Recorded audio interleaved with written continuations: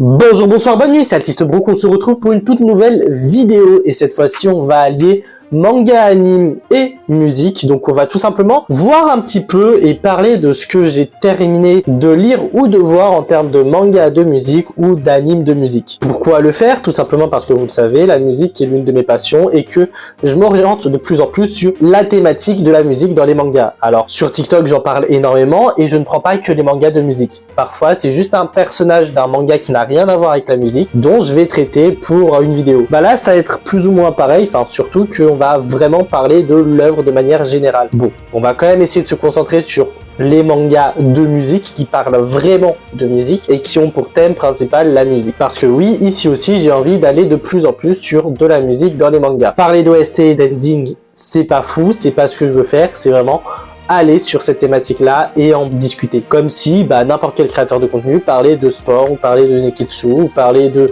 romance, etc. Bref, avant de commencer, vous êtes énormément à regarder mes vidéos sans même vous abonner.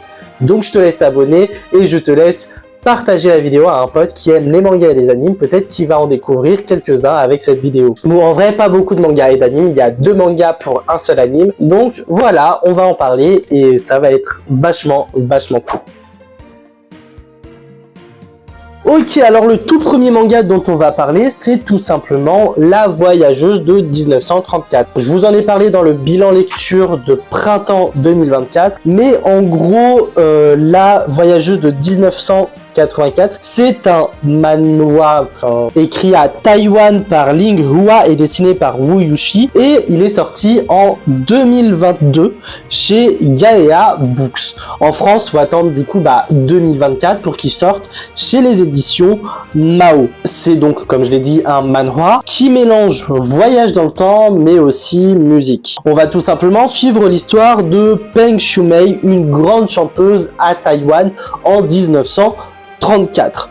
Le souci, c'est qu'elle va tout simplement se téléporter, se retrouver dans notre époque en 2020, je sais plus combien, 2022 je crois dans le manga, mais on va dire 2022-2024, toujours à Taïwan. Bref, c'est à ce moment-là qu'elle va tout simplement rencontrer Li Yingqing, une autre chanteuse qui malheureusement, elle va tout simplement avoir une carrière musicale compliquée. Elle va avoir du mal à lancer une vraie carrière musicale en tant que chanteuse. Elles vont tout simplement avoir un rêve en commun, c'est tout simplement de créer un album à elle et de participer au Sunrise Music Festival.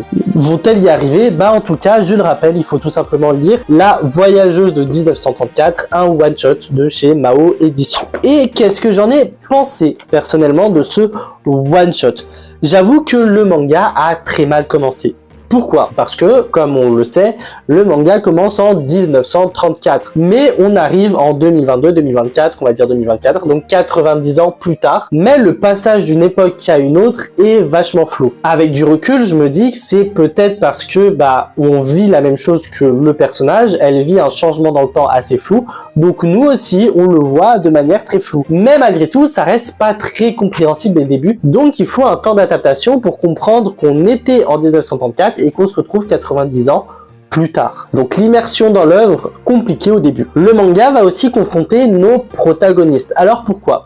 Parce que il y a tout un problème générationnel. Il y a tout un contexte qui va les confronter dans le sens où déjà en 1934 et en 2024, on n'a pas les mêmes codes sociaux. Déjà qu'actuellement, les codes sociaux évoluent énormément. Alors en 90 ans, ça évolue beaucoup plus. On a aussi les musiques. Les musiques populaires aujourd'hui ne sont pas les mêmes musiques populaires qu'en 34. Prenons un exemple tout con.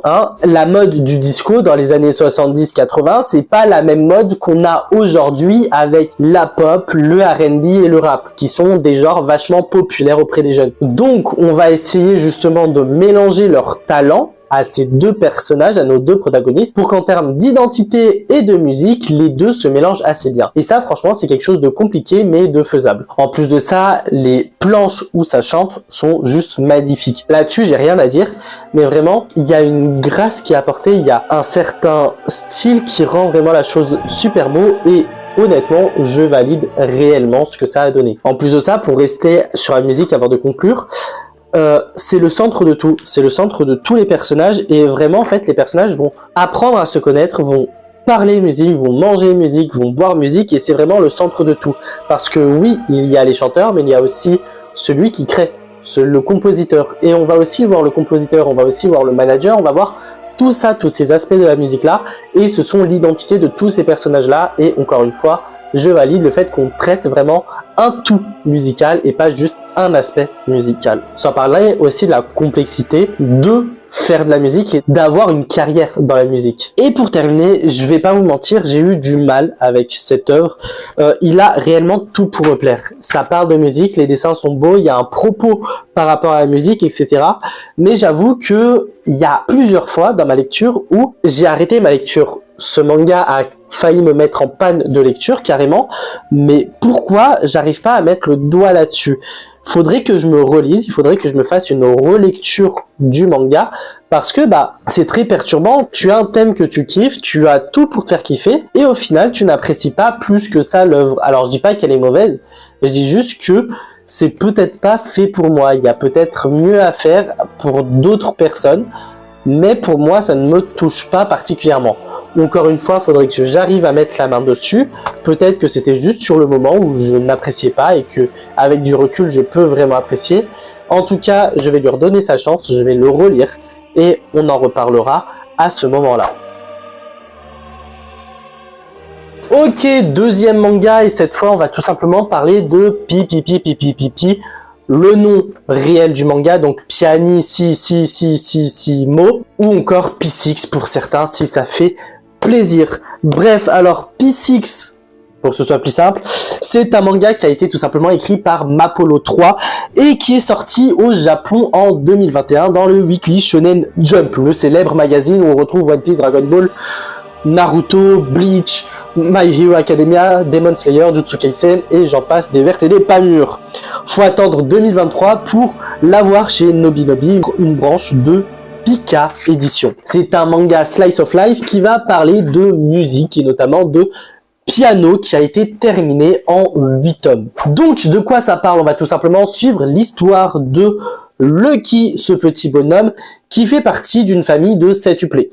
Le souci, c'est que 6 d'entre eux sont des génies, sont des virtuoses du piano, tandis que lui, il est juste médiocre, il est juste bon, ce qui cause la rage de son père. Pourquoi? Tout simplement parce que son père est le légendaire Gakuon Otogami, un pianiste reconnu dans le monde entier et qui pour lui, les musiciens les plus médiocres ne devraient pas exister. Bien sûr, son fils ne fait pas exception, donc il va le rejeter. Ce qui va créer un conflit entre Gakuon et la mère de Lucky, donc sa femme, et ensuite le divorce. Sa mère, avec une santé assez fragile, va tout simplement tomber malade et finir hospitalisée. Lucky, lui, va devenir Cendrillon chez sa tante et va faire plusieurs tâches.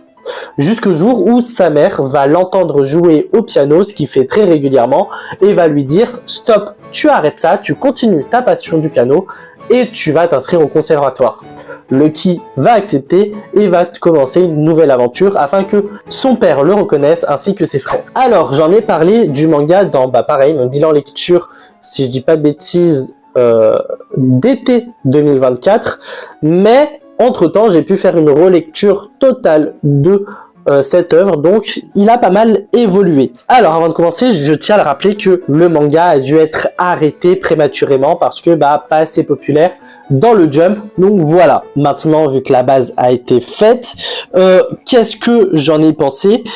Pour le positif, parce que autant commencer par le positif avant d'aller dans le négatif, mais il y a tout un côté personnel dans Pi. On va remettre en question pas mal de choses. Rien que Lucky, par exemple, va continuellement se remettre en question en tant que musicien. Il va faire sa recherche artistique, il va voir qu'est-ce qui peut lui plaire. Il a d'ailleurs un truc que tous les artistes ou créateurs de contenu a comme dilemme, est-ce que je dois faire une musique qui me plaît ou est-ce que je dois faire plaisir à ceux qui m'écoutent, me regardent? Tout ça, ça va construire le personnage de Lucky. Mais au-delà de ça, il y a aussi toute la question des liens du sang. Parce que ce soit Lucky ou l'un de ses frères, à plusieurs reprises, on va se poser la question de qu'est-ce qui prime d'abord? Les liens du sang ou ce qui nous passionne, nos buts, nos objectifs. On le voit encore une fois avec Lucky, par exemple, qui va se faire renier par son père, qui du coup, n'a rien à faire des liens du sang, tout simplement parce que Lucky est mauvais, Lucky est pas bon, donc bah on ne peut pas accepter Lucky, son propre fils. Bon, malgré tout, il va persister dans la musique parce que c'est sa passion. Et justement, parlons de la musique. De manière simple, si on va juste dans la surface de la musique, c'est tout simplement génial parce que, encore une fois, c'est une encyclopédie de références musicales. On va vraiment aborder de tout, que ce soit Beethoven qui est de l'époque romantique classique, à Going Home qui est une musique des années 80. Donc on voit la large panel qui va sur plusieurs siècles de musique qui sont présents dans le manga. On va voir aussi l'aspect technique de la musique parce que il faut du vocabulaire, il faut pratiquer la musique et sans solfège, sans pratique musicale, ça ne marche pas. Et on voit la complexité du coup de tout ça parce que Lucky qui est mauvais va devoir progresser et très rapidement s'il veut atteindre le niveau de ses frères. L'aspect par contre qui me plaît le plus dans le manga par rapport à la musique, c'est ce qui est appelé dans le manga des fantaisies. Alors qu'est-ce que sont ces fantaisies? Ce sont tout simplement des métaphores visuelles de leur musique. Je m'explique. Dans le manga, lorsqu'ils jouent, on voit des choses, on voit l'interprétation des musiciens. Et justement, cette métaphore-là va comprendre un peu l'état d'esprit et ce que veut transmettre le musicien via sa musique. Parce que oui, la musique en soi, c'est beaucoup d'interprétation. Le musicien a une liberté d'interprétation et ça, c'est compliqué de visualiser si on ne s'y connaît pas trop. Donc le manga va justement régler ça en montrant des images, que ce soit des petites fées, que ce soit un parc d'attractions, que ce soit un voyage dans le métro, etc. Tout ça, ça va être montré et tout ça va être visuel. Et franchement, j'adore ce côté-là du manga qui est juste incroyable. Bon, et si on s'attaquait maintenant au côté plus négatif de Pipi, et Dieu sait qu'il y en a, le premier, c'est les chara design. J'ai du mal avec les chara design de Mapolo 3, je ne sais pas pourquoi, mais à plusieurs moments, je sors du manga à cause de ces chara design. Et franchement, je trouve ça dommage parce que il aurait pu apporter un soin particulier qui serait très bien allé avec le manga. Et franchement, je sais pas, il y a un truc qui ne me va pas. Je trouve pas ça beau. Ensuite, ce qui concerne la fratrie et donc la fin du manga, parce que tout est lié, je dirais que malheureusement, on n'exploite pas assez la fratrie. Il y a une exploitation irrégulière, inégale entre tous les membres de la fratrie, dans le sens où entre les 7 frères et sœurs, il y en a que 5 dont on parle, 5 qu'on voit concrètement et qui sont vraiment exploités. Les 2 autres qui restent, on les aperçoit, oui, on sait qui ils sont, voire il y en a un pas trop, on ne sait pas comment ils sont, on ne connaît pas leur caractère concret, on ne sait pas où ils veulent aller, quels sont leurs objectifs, etc. Et ça va avec la fin parce que ça reste quand même le but du manga que de regrouper les 7 frères et sœurs et de convaincre Gakuon, donc le daron du niveau de Lucky, au final on n'a pas du tout ça. Alors oui, je comprends la symbolique du manga pour dire que Lucky va faire la même chose qu'à son père et va faire un acte bien précis en mode on repart à 0, 1-1, balle au centre, tu vois. C'est une sorte de nouveau départ. Mais concrètement, c'est un peu hors sujet parce que c'est pas ça qu'on demande. On demande vraiment de voir comment va évoluer et comment va se terminer la relation entre les 7 frères. Et en plus de ça, le père. C'est comme si tu avais dans ta copie, lors d'un contrôle, un très bonne copie mais hors sujet. Ou très bonne copie mais non notée, tu vois. Tu as fait quelque chose, c'est bon, c'est cool, c'est bien, mais ça n'a rien à voir avec ce qu'on te demande. Et là, c'est exactement pareil. Et franchement, c'est vraiment dommage parce que ça rajoute un défaut en plus qui aurait pu ne pas être un défaut.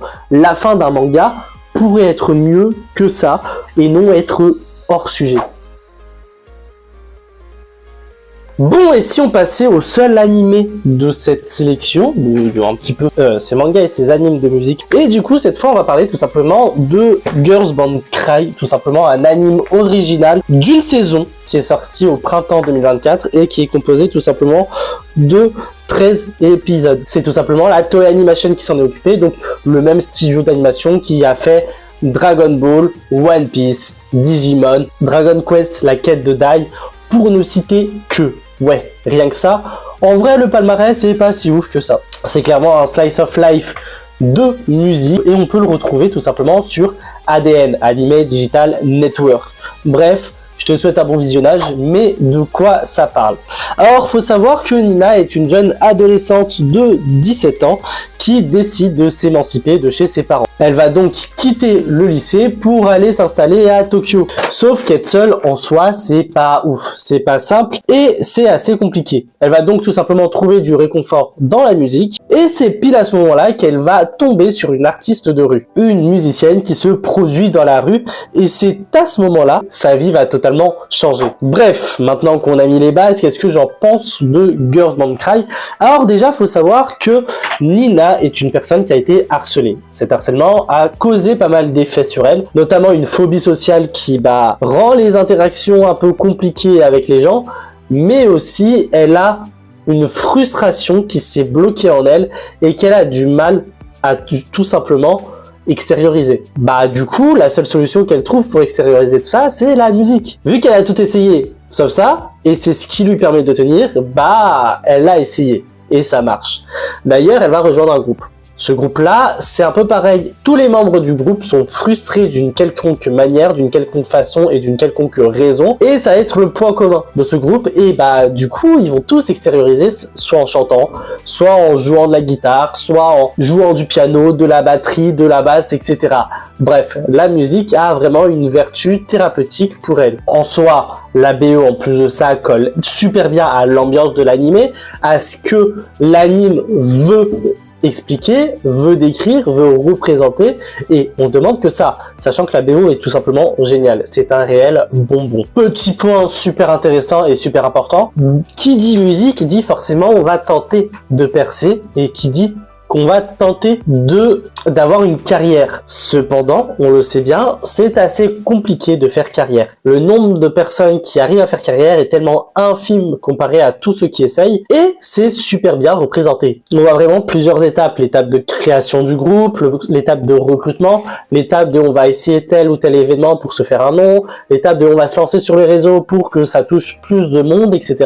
Et tout ça, c'est tellement compliqué à mettre en place, il faut une vraie stratégie derrière, que ça marche, que c'est réellement ce qui se passe chez nous, dans notre industrie musicale, et la représentation de cette industrie musicale est réellement faite, et tellement bien fait dans l'anime que ça fonctionne, encore une fois. Par contre, il faut bien un petit bémol, il faut bien un petit problème, c'est l'animation. Je ne suis pas fan de cet effet 3D, enfin de la 3D, de la CGI qui a été mis en place. Après, c'est la Toei qui essaye d'instaurer ça, ils l'ont déjà fait avec Dragon Ball Super Heroes, ils l'ont fait avec Slime Duck, je sais pas pourquoi ils veulent le faire mais ils le font, bref, c'est pas le sujet.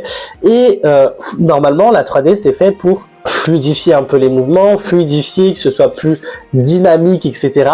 Parce que c'est compliqué d'animer en 2D, faut le dire, c'est la réalité des choses. Mais malheureusement, des fois, ça a l'effet inverse. Et assez régulièrement d'ailleurs, au lieu de fluidifier tout ça, au lieu de rendre ça plus fluide, etc., ça ralentit les mouvements, ça ralentit l'animation. Et c'est vraiment dommage, parce que si je devais vraiment conclure, cet animé était juste génial. J'ai vraiment pris énormément de plaisir à regarder l'anime. Je trouve ça vraiment dommage que ce soit aussi, pas mal animé, mais un peu quand même, que ce soit autant ralenti surtout. Bon, c'est ainsi que se termine cette vidéo et tout simplement, ces mangas et ces animes de musique que j'ai terminé. Encore, il y en a plein qui arrivent, il y aura d'autres épisodes bien sûr, parce que je vous le redis, mais parler de musique dans les mangas, c'est quelque chose qui me passionne. Et certes, on va vraiment se concentrer sur les mangas qui ont pour thème principal la musique, vont beaucoup être plus mis en avant. Je fais d'autres formats où seulement des références musicales sont apportées, notamment sur TikTok. Je parle vraiment de références musicales, donc par exemple de personnages ou par exemple de situations musicales. Je vais pas vous le dire tout de suite parce que c'est un autre format qui arrive bientôt, incessamment sous peu, mais je vous en parlerai le moment venu. Mais voilà, en tout cas, j'ai quelques séries complètes à lire, tout simplement. Là, j'en ai une qui attend au chaud que je le lise, et bien sûr, je vais le lire, je vais en parler sûrement pour un prochain épisode. J'ai quelques animes à regarder quand j'ai le temps, parce que c'est ça qui me manque, et surtout que j'ai un peu de retard sur les animes de la saison, mais ça, c'est encore un autre détail, bien sûr. Bref, en tout cas, bien sûr, vous pouvez me donner des conseils manga ou animes de musique, je pourrais probablement les prendre en compte et du coup voir un petit peu ce que je peux faire avec ça. Comme d'habitude, je te laisse t'abonner pour rejoindre la Vongola Family et activer la cloche de notification. Je te laisse partager la vidéo à un ami pour qu'il découvre un petit peu ces mangas de musique. Hein, ça ne dérange personne en vrai. Au contraire, n'hésite pas à regarder un petit peu mes réseaux sociaux et mes différents podcasts. Nous, en tout cas, on se retrouve dès la semaine prochaine pour une vidéo Pokémon. Bref, à plus les rockistes.